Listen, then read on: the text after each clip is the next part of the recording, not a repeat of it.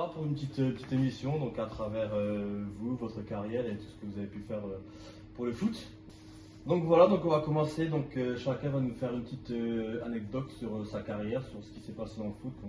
On commence un peu l'émission comme ça. Donc à toi l'honneur, Jaff. Raconte-nous une petite histoire. Alors, il y en a plusieurs, on va mettre là, on va dire la plus soft. C'était le jour de mes 18 ans, quand j'étais encore au centre de formation au Racing. On avait fêté mon anniversaire avec un peu les plus grands du centre. Et malheureusement, je suis rentré un peu mort, j'ai envie de dire. Et ils m'ont retrouvé en train de dormir au milieu de l'accueil. À l'entrée du centre. À l'entrée du centre, au milieu de l'accueil. Et après, tu as signé pro direct après? Non, pas après. Après, il y a une autre anecdote vis-à-vis de ça, mais c'est là on va. Hein, c'est pas un bon exemple. Donc, Ok, ça marche. À toi, Ben? Bah moi, un peu dans le même style que Jaff. Veille de mon anniversaire, je sors en boîte. Je revenais de blessure. Je devais jouer avec l'équipe 2. D'ailleurs, c'était Max le coach. Du coup, je fais ma soirée d'anniversaire, un petit peu arrosée, bien sûr. Et j'arrive au match pas tout frais. Et quelques minutes du coup d'envoi, le coach de la Une qui appelle Max et je devais venir ici jouer avec la Une un match important contre Soleil Bischheim. Et je suis arrivé, j'ai joué tout le match et voilà, ça c'est bien fini quoi. Quand tu as fait le trajet du FC 1506 à ici, tu avais à peu près combien de grammes dans le sac? Ça se calcule pas, mais il y en avait quelques-uns. Ok, ça marche. Parfait, donc on va commencer donc les présentations. Donc on va se baser sur Benjamin, donc Ben Oster qui est avec nous aujourd'hui. Donc voilà, donc ceux qui ne le connaissent pas, après logiquement tout le monde le connaît, Benjamin Oster, défenseur central, 17e saison au club. D'affilée, ouais, c'est vrai, d'affilée. Donc si j'ai bien noté, tu es arrivé au club en 2005, catégorie Benjamin. Et depuis, tu es là en équipe 1, quoi. Donc tu es un des seuls au club à être encore actif et en plus haut niveau. Est-ce que tu peux nous dire un peu plus sur ton arrivée, comment tu as grandi au sein du club, avec les différentes équipes, les différents coachs aussi qui ont pu effectivement te marquer pendant cette période? Bah, déjà, ouais, comme dit, je jouais dans un petit patelin de Kraut, là où je vis. Et un match de coupe, tout simplement, j'ai joué contre Gaiss et à l'époque c'était Francis Ibanez le coach. Et c'est lui qui m'a fait venir au club, du coup, qui m'a apporté beaucoup. C'était un très bon coach et j'ai appris beaucoup avec lui pendant quelques années. Après, voilà, j'ai eu plusieurs coachs, effectivement, ça fait quelques saisons maintenant. Mais ouais, j'ai essayé quasiment meilleur niveau à chaque fois dans toutes les catégories. Donc voilà, j'avais aucune raison de partir du club, je me sens bien ici. Maintenant, ça fait déjà 10 ans que je suis en équipe 1. Donc ouais, ça passe vite. Ouais, effectivement, comme je te dis, donc ça fait 10 ans. Donc tu as pu voir, effectivement, quand tu es arrivé, avec quoi? Il y avait peut-être un terrain, tu avais peut-être encore le deuxième là? Non, il n'y avait pas encore, il y avait le stabilisé ici. Le premier ça, centre quoi. Ok, ouais, donc tu as pu voir le deuxième terrain qui s'est agrandi et même tous les autres trucs qui ont pu s'agrandir aussi. Si maintenant tu pourrais citer un joueur avec qui tu as joué à Gaispo, qui t'a peut-être marqué, alors peut-être pas par le foot, mais peut-être par autre chose aussi, par sa folie, par sa rigueur, son sérieux ou autre. Je ne sais pas si tu as un exemple. Moi, c'était quand je suis arrivé en senior, j'avais 17 ans. Et pour moi, c'était Faisal Mazem, le gardien emblématique du club. Je pense qu'il n'y a pas plus emblématique que Faisal. Vraiment quelqu'un qui m'a pris un peu sous son aile et qui m'a apporté beaucoup. Et je pense que c'est celui qui m'a marqué le plus Max, en tant que joueur. On peut le rejoindre, hein, nous qui avons connu c'est clair, hein. Moi, je me souviens de sacrées anecdotes avec lui en tant que leader notamment. Il était déjà très très bon gardien, mais un leader né et qui nous a beaucoup appris à nous jeunes.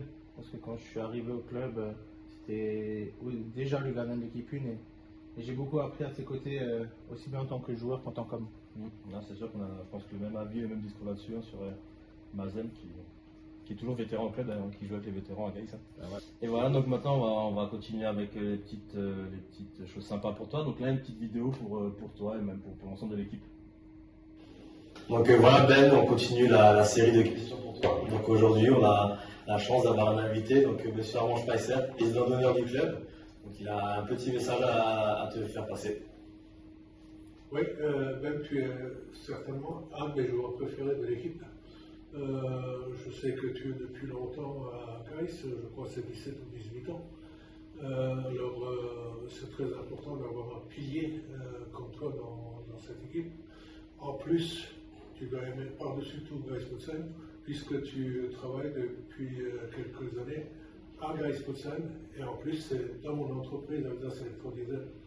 Donc, chapeau à toi, et j'espère qu'on va terminer cette saison à la place qu'on occupe ce soir, parce que ce soir nous sommes premiers après la victoire sur Wolbeck.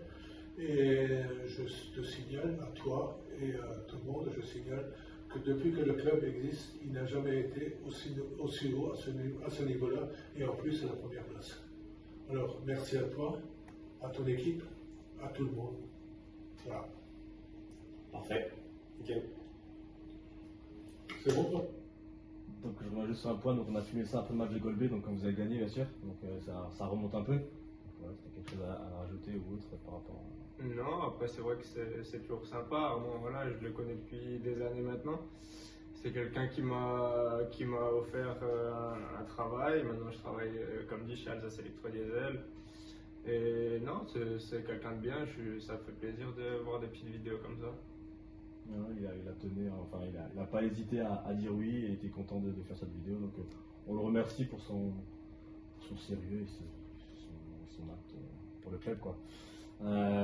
Pour la deuxième, on va faire beaucoup plus simple et beaucoup plus original. Donc on va demander à ton cousin, donc ton cousin Maxime Hart, qui est là aujourd'hui et qui va lui te poser la deuxième question pour toi. Ouais, moi j'ai une petite question Ben pour toi. Par rapport à tout ce que j'ai vécu, je t'ai vu grandir au sein de ce club.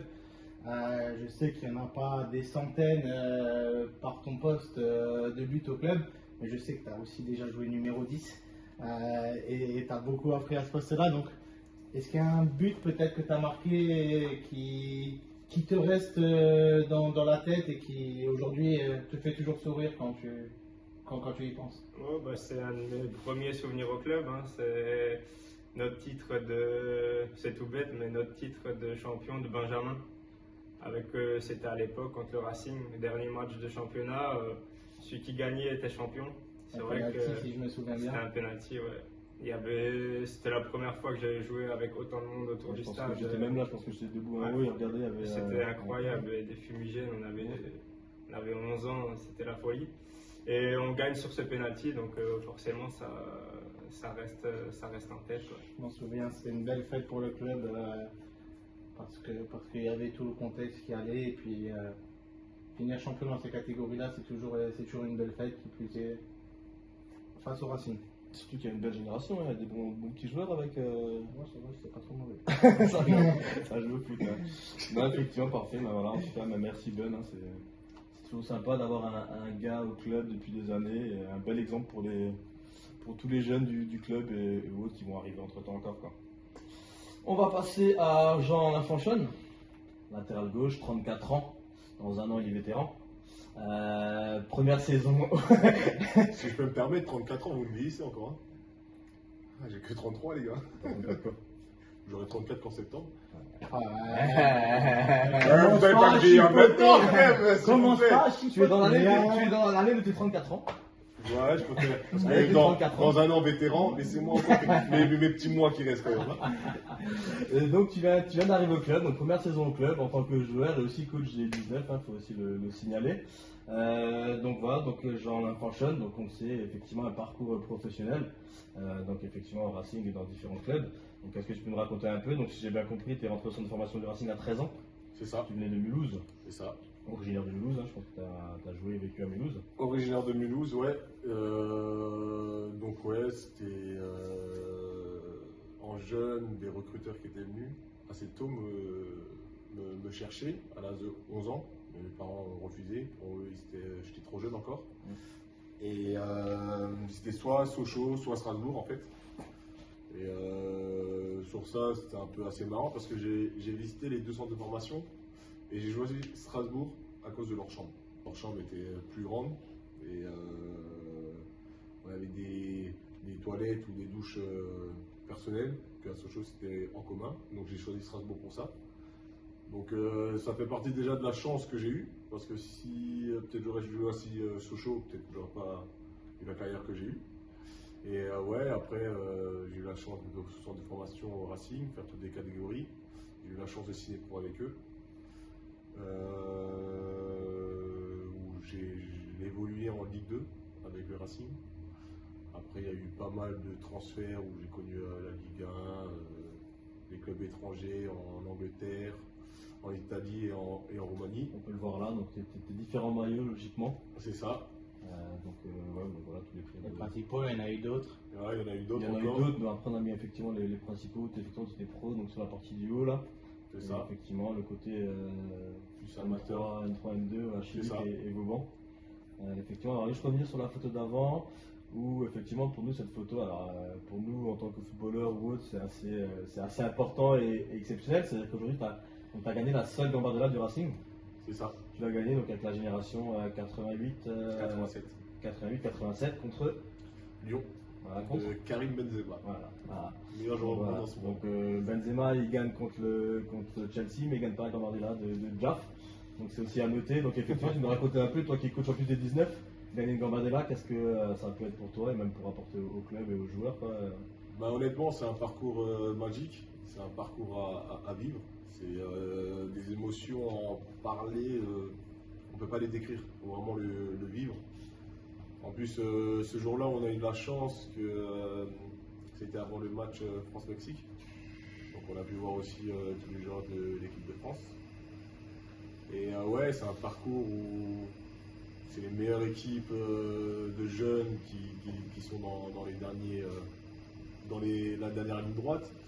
Et on est tombé sur des très bons centres de formation. On a réussi à gagner tous les matchs. Après voilà, c'était vraiment on avait une génération qui vivait très très bien et ça se ressentait sur le terrain. Et procurer la joie de nos parents, des dirigeants qui nous encadrent et tout, c'est vraiment énorme comme sensation. Toi qui évolues avec les 19 cette année, est-ce que à cette époque-là tu te rends vraiment compte de l'importance que ça peut avoir dans ta vie de gagner une Coupe Gambardella Honnêtement non. Honnêtement non, parce que on sait que c'est une coupe importante, parce que c'est nos éducateurs à la base qui nous disent que c'est une grande coupe. En gros, c'est comme la Ligue des Champions, en gros, des jeunes. Mais nous, non, on ne réalise pas sur le coup. On sait qu'on joue contre des grosses équipes, on veut donner le meilleur de soi-même pour montrer que si on est à Strasbourg, c'est pas pour rien, qu'on peut battre tout le monde. Mais avec le recul, oui, cette coupe pour les jeunes, c'est vraiment, comme on disait, la Ligue des Champions. Quoi. C'est vraiment. C'est une émotion un peu spéciale, je pense.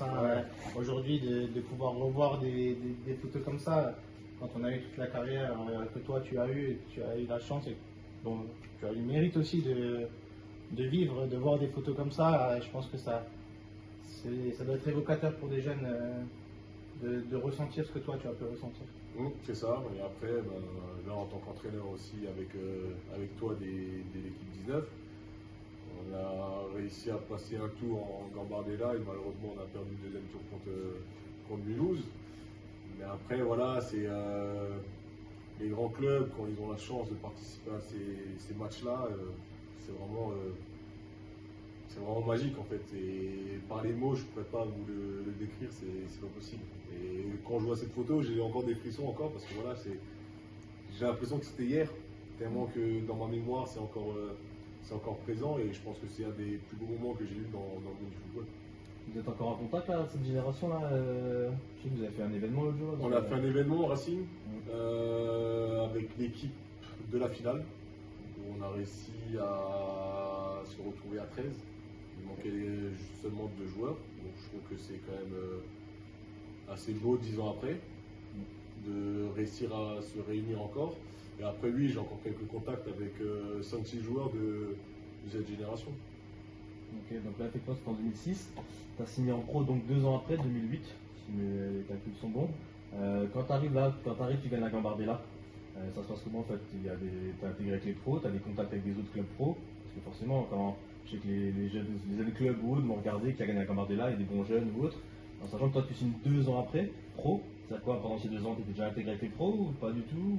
Non, pas du tout. Après cette année-là, j'ai intégré la CFA avec l'équipe réserve. Ok. De temps en temps, je m'entraînais avec les pros. après la deuxième année où je commençais à m'entraîner un peu plus avec les pros. Après niveau haut club, à cet âge-là, à l'époque on n'avait pas d'agent. Ok. Très peu de joueurs avaient des agents. Ok. Nous on est au centre de formation, on veut jouer au foot, on ne pense pas avoir des agents pour aller là ou signer ça et ça. Donc non, j'avais pas trop de contact avec des clubs parce que j'avais pas d'agent. Donc après, à Strasbourg, moi je me sentais bien, c'était ma maison, ils m'ont accueilli à l'âge de 13 ans, j'ai grandi là-bas. Après voilà, c'est le travail et la chance. Moi je dis toujours, j'ai pas peur de le dire que avoir une carrière c'est de la chance. Après il faut se la procurer la chance aussi. Et il y a une partie de chance. Donc j'ai continué à travailler et 2 ans après, ils m'ont fait confiance et ils m'ont fait signer mon premier contrat pro. Ok. Donc effectivement, ton contrat pro, donc après tu as enchaîné effectivement avec les différents clubs aussi par la suite. Donc Racing, après effectivement l'ordre je ne connais pas forcément par cœur, mais effectivement tu as enchaîné après différents clubs. Par contre dans un club tu as fait quelque chose. Tu as fait quelque chose que tu as déjà fait à Geiss, mais qu'on va peut-être revoir.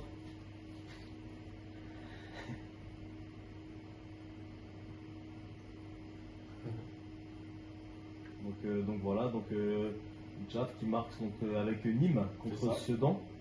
Donc tu venais d'arriver à Nîmes, si j'ai bien compris, très hivernal. C'était mes 11 premières minutes du club.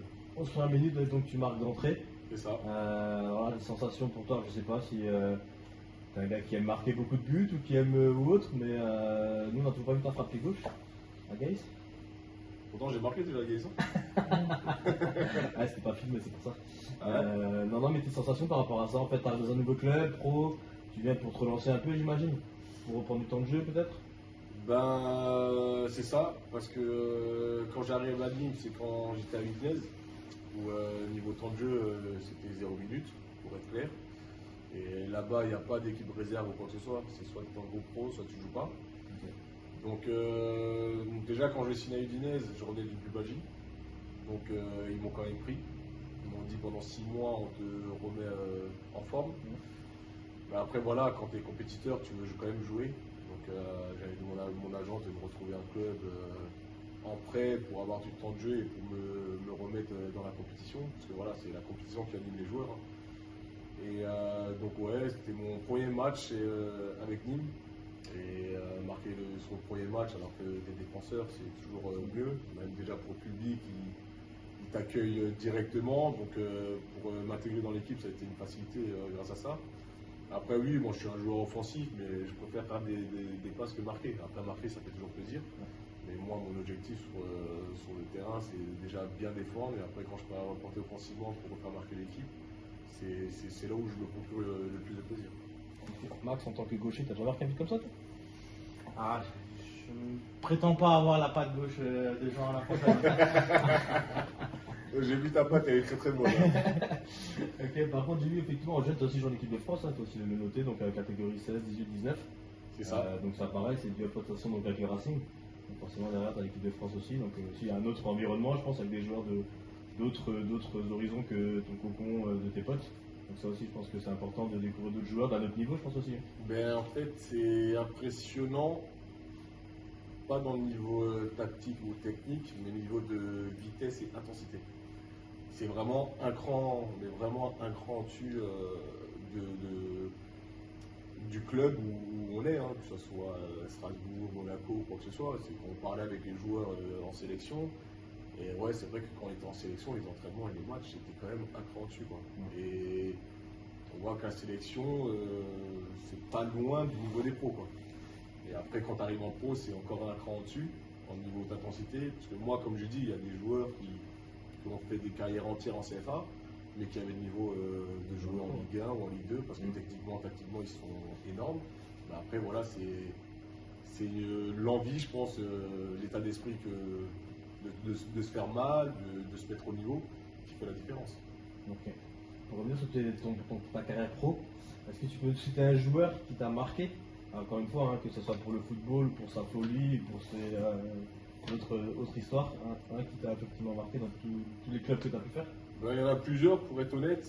On va dire footballistiquement, c'est Dina Kadé. Pour être honnête, quand j'étais à Udinese, j'ai eu la chance de côtoyer aux entraînements. Et il m'a tellement impressionné que quand j'étais sur le terrain, j'étais spectateur. Je regardais jouer. Au lieu de jouer au foot, je regardais jouer parce que pour moi c'était un autre monde. C'est vraiment un autre monde. C'est pour ça que là, je me dis un jour si je m'entraîne avec des Benzema de maintenant ou quoi que ce soit, c'est vraiment un autre monde. Comme on dit, c'est pas le même métier en fait. Il y a des gens, c'est des monstres dans tous les domaines. Donc c'est toujours un plaisir de côté ces jours-là. On regarde, on apprend énormément sur eux, malgré que c'est pas le même poste. Dans les déplacements, parce que maintenant je regardais ces déplacements, comment ils faisaient, les déplacements adverses, je me disais qu'ils pouvaient faire les mêmes déplacements, donc ça aide beaucoup. C'est important d'avoir des grands joueurs dans les clubs ou autres par rapport à tout ça, quoi. Donc on va continuer par la suite. Donc encore une fois, on a aussi des petites vidéos pour toi.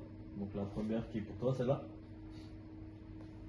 Coucou papa, je voudrais savoir si tu étais un bon entraîneur et que tu aimais bien coacher. Bisous. Donc voilà, ta fille qui effectivement qui vit elle sur Mulhouse dans le Rhin. Donc il y a un petit message pour toi, donc à toi de lui répondre. Ben, un bon entraîneur, je sais pas, je dirais non, pour être honnête. Parce que voilà, le métier d'entraîneur et le métier d'être footballeur, c'est vraiment deux mondes différents. Moi, c'est ma première année que j'entraîne une équipe. Après, j'ai de la chance d'avoir Maxime à mes côtés, qui lui a énormément d'expérience. Il m'apprend beaucoup dans les séances, comment les animer, comment gérer un groupe aussi. Parce que je pense que ça c'est le plus important.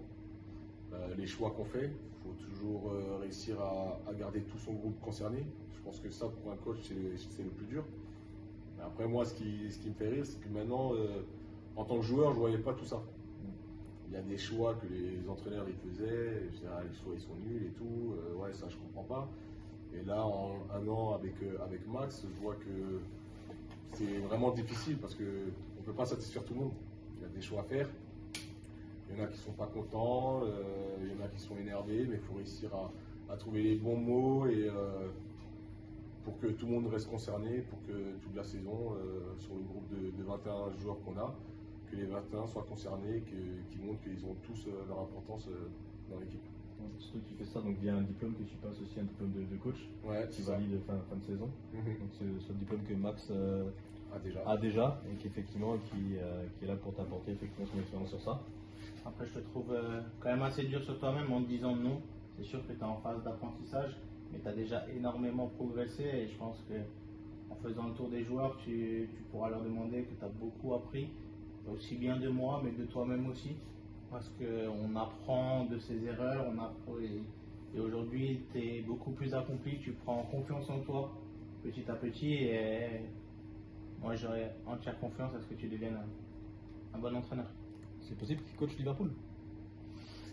Ça Ça. reste encore un petit peu parce que ça peut me faire mal au cœur.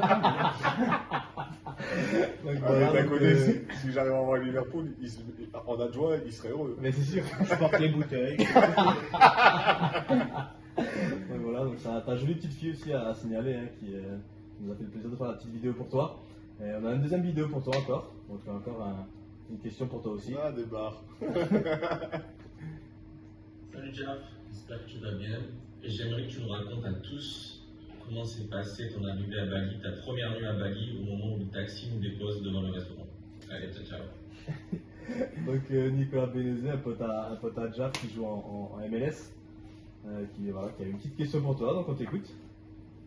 Ça m'a l'air intéressant. Honnêtement, on se moque à des caméras. Parce qu'il y aurait eu des mots qui seraient partis. Alors, parce que on sait qu'à Bali, c'est pas très cher la vie. Et lui qui apprenait à parler anglais, il faisait l'américain, on est dans le taxi, il est en train de négocier pour même pas 5 cents. Et je suis avec, on était à 3, donc lui il était devant, j'étais derrière avec un autre pote à nous. Et lui négocie, nous on attend, après le taxi nous vire. On sort du taxi les deux, on a oublié les deux, le téléphone sur la banquette arrière. Le taxi est parti. On a rattrapé un autre taxi, je suis la voiture. On a fait la course pour à Bali. On a perdu le téléphone. tout simplement. Tout ça parce qu'il ne voulait pas payer 5 cents de plus. Donc en gros, c'est un crevard. Je lui ai toujours dit. Non, je rigole, non, c'est pas un crevard. Non, mais on rigole. Avec lui, sans mentir, c'est vraiment quelqu'un que je considère de très très proche. Parce que voilà, c'est vraiment une bonne personne. Et avec lui, on peut compter sur lui à n'importe quel moment. Ok, donc, on le remercie pour la vidéo et on remercie bien sûr Loïc, hein, Loïc qui est effectivement complice de tout ça. Bon, je m'en doute, parce que quand Voilà. j'ai vu ma fille, Par contre, j'ai vu une petite émotion dans les yeux. Hein. Ouais, ça, c'est bien. Voilà, donc, ok, donc on a fini sa présentation de Jaff. Donc voilà, donc pour finir après ces présentations de chacun, donc on va passer sur 3 petites questions pour finir tranquillement. 3 questions sur l'équipe, votre équipe, l'équipe 1, comment ça se passe un peu. Juste la première, qui est le plus beau gosse de l'équipe. Vous avez le droit de mettre les coachs hein, si jamais cherche une place. Ou... Ah, moi je vais mettre une petite pièce sur Colin. Allez. Colin. Colin, ouais. Petite neige sur le côté. non, Colin, non, c'est trop. Elle est trop moche. C'est-tu déjà vu trop. Non, non, moi je dirais Ben. Ouais, Ben. Un petit côté Icardi comme ça. Ouais, Icardi. de ouf. Icardi, posé, barbe propre, cheveux. Non, Ben. Moi je mets Ben. Ok, ça marche, on valide. La deuxième, le plus râleur de l'équipe. Oh putain, là, tous les jours, il y en a tellement. Il y en a un paquet. le champion. Mais je dirais le champion, ça reste quand même Zach. Ouais, je pense que je vais te suivre. Ok, on va aller pour Zach alors. Allez, apparemment. Ok, et la dernière, qui est le meilleur en boîte? Denis, évidemment. Ouh là Ah oui, là, on là, choisit là, la il n'y a, Denis. pas photo, hein, je vous le dis, il y en a 2. Ah, il y en a 2 qui sont bons. Mais il y en a un à côté de moi qui est pas bon. On choisira les gars. Ouais, non, parce que les deux, il va les confirmer, c'est Alex et Coco. Ouais. Parce qu'ils y vont quand même souvent. Ouais. J'avoue que Après, moi, la question, quand. c'est pas qui va le plus souvent, c'est qui est le meilleur. Hein. Ouais, Et là, moi, j'ai une réponse à ça. Il hein. y en a un qui a de l'expérience quand même. Je dois l'avouer, je pense que c'est moi. Ouais. On est tous d'accord. On est tous d'accord, Ah, c'est Tu ça. mérites ces trophées. Ouais, je pense. Largement. Ok, parfait. Ben voilà, on a fini notre petite émission de vestiaire. Donc merci à toi, Jaff, pour ta Merci. sincérité. Pareil pour Ben. Merci à vous. Merci à Max aussi hein, pour tes interventions. Et pour vous, je vous donne rendez-vous au prochain épisode, hein, comme d'habitude.